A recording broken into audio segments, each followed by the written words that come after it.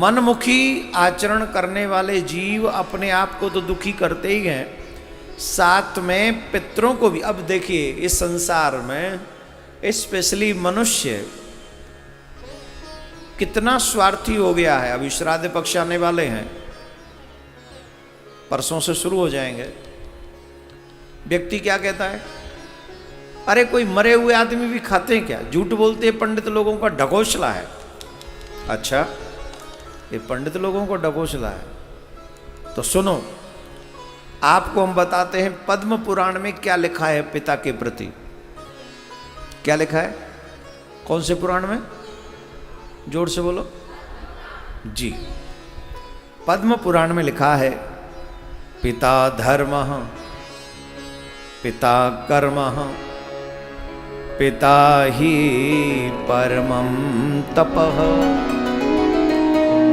पितरे प्रीतिमयान्नन्ये प्रियन्ते सर्वदेवता। पिता धर्म है, पिता कर्म है, पिता ही परम तप है, परम तप है।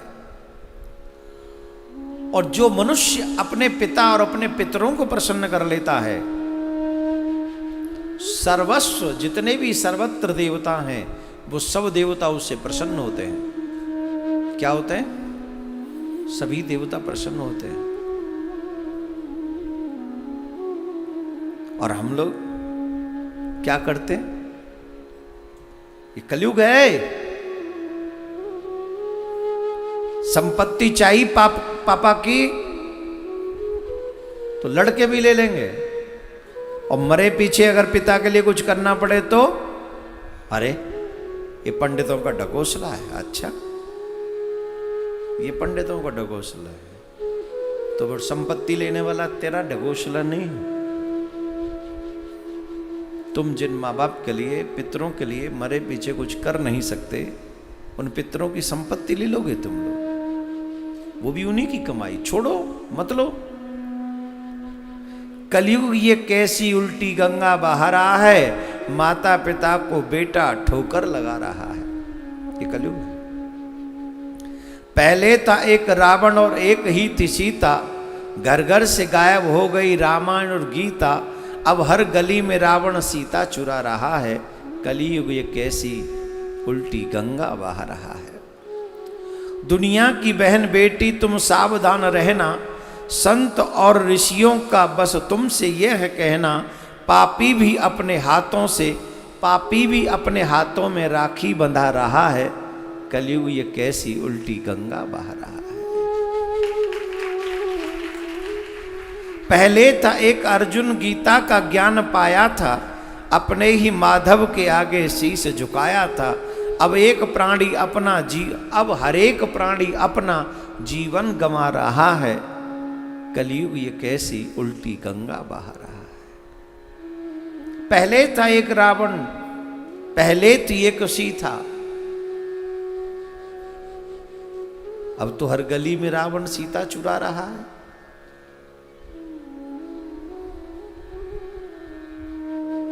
इसको कहते हैं मनमुखी। मनमुखी। हम अपने पितरों को नहीं मानते। क्यों नहीं मानते? वो पित्र नहीं होते तो हमारा ये दायित्व, हमें ये जीवन कैसे मिलता? अपने माँ बाप को, आप लोगों ने भी तमाम वीडियो देखे होंगे, माँ को पीटते हुए, पिता को पीटते हुए, धक्के मारते हुए, सास को गालियां देते हुए। अच्छा, और किसी दिन लड़ाई हो ना हो, पर जिस दिन श्राद्ध होगा ना घर में, उस दिन जरूर लड़ेंगे। ध्यान दें, कुछ बातें बता दूं आपको, अच्छी लगे तो श्राद्ध पक्ष में मानना। श्राद्ध पक्षों के दिनों में जब व्यक्ति ब्रह्मचर्य खंडन करता है तो पितृ रुष्ट हो जाते हैं। इसलिए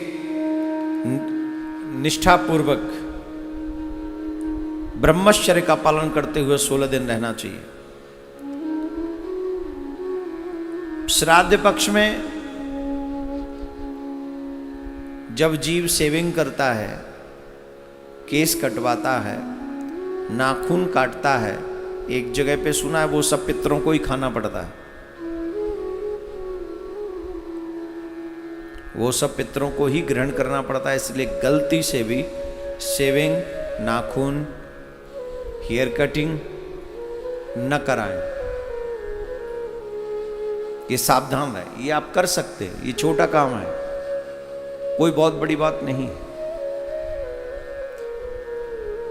श्राद्ध पक्षों में कभी भी घर में क्लेश नहीं होना चाहिए, क्योंकि जब श्राद्ध पक्ष आते हैं तो पितृलोक से हमारे पितृगण, इसलिए बोल रहा हूं मैं कि ये श्राद्ध पक्ष परसों है, तो इससे पहले वीडियो सुन लो, चाहे ये लोग कल ही डाल देंगे इसको, पूरे दिन यही डालना और सबको सुनाना, पूरे दुनिया में घुमाना इसको। इसलिए घुमाना क्योंकि एक प्रॉब्लम तो यह है कि हम पितरों की ढंग से पूजा नहीं कर पा रहे, दूसरी प्रॉब्लम यह है कि हम ऐसा करके अपने पितरों को और रुष्ट कर रहे हैं। श्राद्ध पक्ष में अपने घर में क्लेश नहीं होना चाहिए। क्लेश क्यों नहीं होना चाहिए? क्योंकि श्राद्ध पक्ष में हमारे पितृगण हमारे घर के करीब आते हैं। जब ब्राह्मण हमारे घर में जीवता है तो उनके रूप में हमारे पितरों को मिलता है। काग को, कौवे को जरूर खिलाना चाहिए श्राद्ध पक्ष में, कुछ न कुछ अवश्य खिलाओ। काला कौवा मिल जाए अवश्य खिलाओ। और क्लेश नहीं होना चाहिए। जब घर में क्लेश हो रहा होता है या श्राद्ध पक्ष में बहुत आवश्यक है, पूरे 16 दिन चलने वाले हैं, सावधानी रखना। जो व्यक्ति श्राद्ध पक्ष में जिस घर में लेट से उठते हैं, घर में बुहारू लेट से लगती है, चौका तो नहीं रहा, आजकल पोंछा हो गया है, तो पोंछा जो लेट से लगता है, सूर्योदय के बाद उस घर में पितर आकर रुष्ट होते हैं। सबसे पहले सुबह ब्रह्म मुहूर्त में उठकर अपना दरवाजा खोलकर बुहारू लगाकर अपने घर में गंगा जल छिड़कना चाहिए, जमुना जल छिड़कना चाहिए। पितरों को सबसे पहले प्रणाम करना चाहिए कि आप आइए, आपका स्वागत है। झाड़ू बुहारू लगा के ढंग से अपने पितरों के नाम से, मैं तो ये भी कहूँगा जितना संभव हो सके पितरों को श्रद्धा से इन दिनों में याद करना चाहिए। पर जिनके घरों में लेट झाड़ू लगती है, जिनके घरों में लेट से ये सब चलता है, वहाँ से पितर रुष्ट होकर चले जाते हैं। इसलिए शेविंग नहीं करना, कटिंग नहीं कराना, नाखून नहीं काटने, लड़ाई नहीं लड़नी, क्लेश नहीं करना, सुबह जल्दी उठना, घर में बुहारू जल्दी लगाना, चौका इत्यादि, पोछा इत्यादि गंगा जल छिड़कना, ये कुछ कार्य आपको श्राद्ध पक्ष के प्रत्येक दिन करने चाहिए।